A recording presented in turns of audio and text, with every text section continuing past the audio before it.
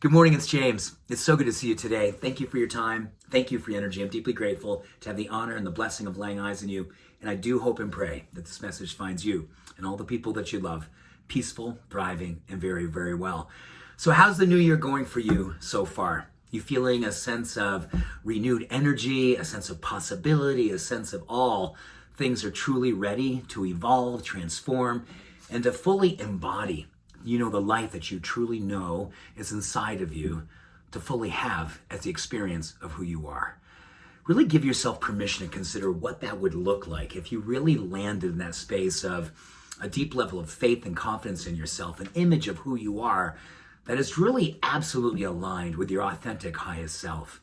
When I was in grad school, 35 years ago, I read the book Psychocybernetics by Maxwell Maltz, a plastic surgeon who would talk about how certain patients that he would do work with, and particularly in the facial area with his plastic surgery, he would say some people, after they come out of the surgery, they'd see themselves and be like, oh my gosh, and then they'd transform, and they would have this whole new understanding of what's possible and this image of themselves. And he said it was really amazing. And then he said there's some people who had other work done, and same kind of work, if you will, in terms of the aesthetic, but when the work was done, they wouldn't have changed at all. In fact, they were kind of disappointed that they didn't have this renewed sense of self and this new way in which they saw themselves.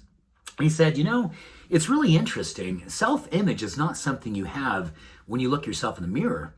It's something you have in your mind all along. And then I've been reading research over the last number of years about how when we pick up character traits or we see traits in other people that we admire, that we love, that we really want for ourselves, and we give ourselves permission to practice them, how it changes our self-image. And I would love for us to consider right now, maybe you can even share in the comments section, these are things I would love to embody this year. This is about my level of confidence, level of faith, level of compassion, level of self-kindness and self-love. And I really want these experiences to be more and more who I am. I want to walk the planet under the influence of this image and really have it be who I am. Because I'm a big believer, if we feel these things strongly, these images, these traits, these personalities, these ways in which we can embody, they really are our essence. We really do know this is our truth. But a story from long ago, a story we're presently living, can sometimes keep us from embodying this. So here's the thing that I did a lot with patients back when I was practicing actively, and now I do it with people I coach. We ask each other, what is it that we would love for our image to be? What would we love to be carrying in our heart? How would we love to see ourselves? What are traits and ways in which we see others that we go, oh, I love this about my best friend. I love this about my lover. I love this about my kids. And we say, wow, what is it I love about that? What would I love to have that in me? How would that fit? How would that feel? How would my life change? At the same time, when I was working with people, I would say, what are traits within you that you say, you know what? This trait, it doesn't serve me any longer. This is a characteristic of myself that at one time I thought I needed, but I don't really feel aligned with it any longer. It's no longer my truth. I would say, well, let's just write down those traits that you no longer would like to have in your life or no longer really feel aligned with. Put them outside. Give yourself permission to practice each and every day the traits that you would love to be and remove the traits that you no longer want to be. Take 5 minutes. Do it for half an hour. Do it while you're alone. Do it with the other people.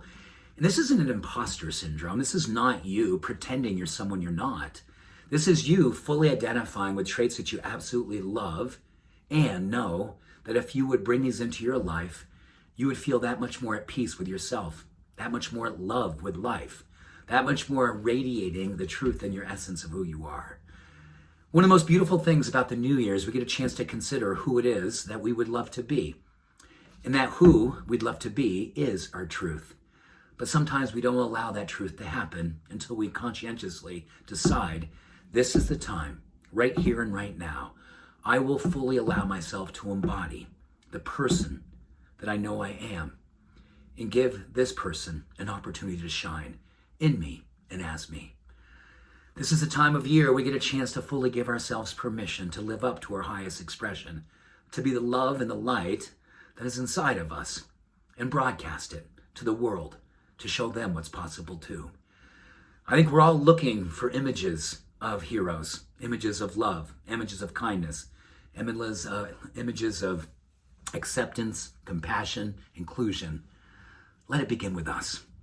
Let there be peace on earth, and let it begin with us. Have an awesome day. I love you. I appreciate you. I'll see you soon. Much love and all blessings. Bye for now.